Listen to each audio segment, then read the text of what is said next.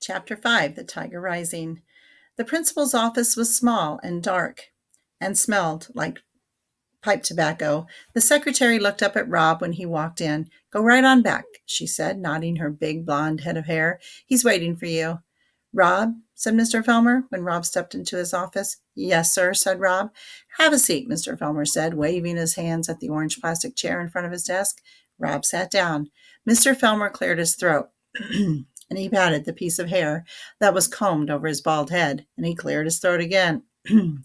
"Rob, we're a bit worried," he finally said. Rob nodded.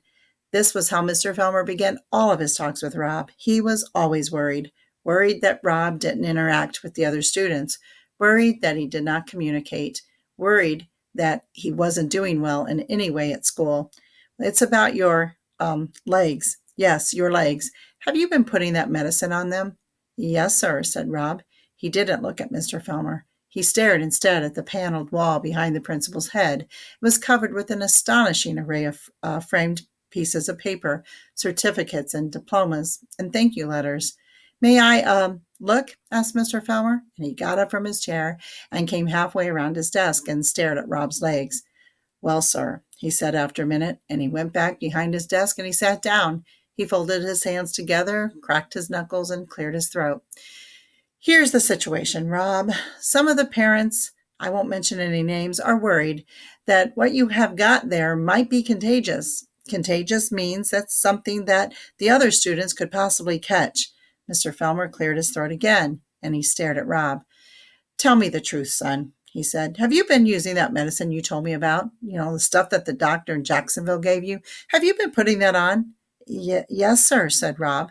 "Well," said Mr. Felmer, "let me tell you what I think. Let me be upfront and honest with you. I think it might be a good idea if we had you stay home for a few days. What we'll do is just give that old medicine more of a chance to kick in. Let it start working its magic on you, and then we'll have you come back to school when your legs have cleared up. What do you think about that plan?" Rob stared down at his legs. He felt the picture of the tiger burning in his pocket. He concentrated on keeping his heart from singing out loud with joy. "Yes, sir," he said slowly. "That will be all right." "That's right," said Mr. Felmer. "I thought you would think it's a good plan.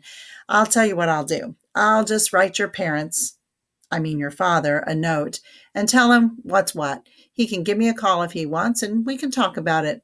"Yes, sir," said Rob again, and he kept his head down. He was afraid to look up.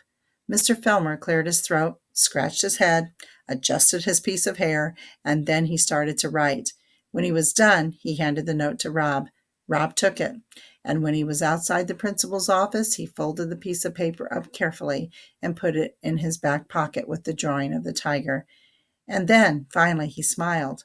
He smiled because he knew something Mr. Felmer did not know. He knew his legs would never clear up. He was free. All right, let's go ahead and stop and jot our ideas and thoughts for chapter 5. Remember, I think, I wonder. I can't wait to hear and read your responses. All right, so stop and jot, and then I'll meet you back here for chapter 6 in a moment.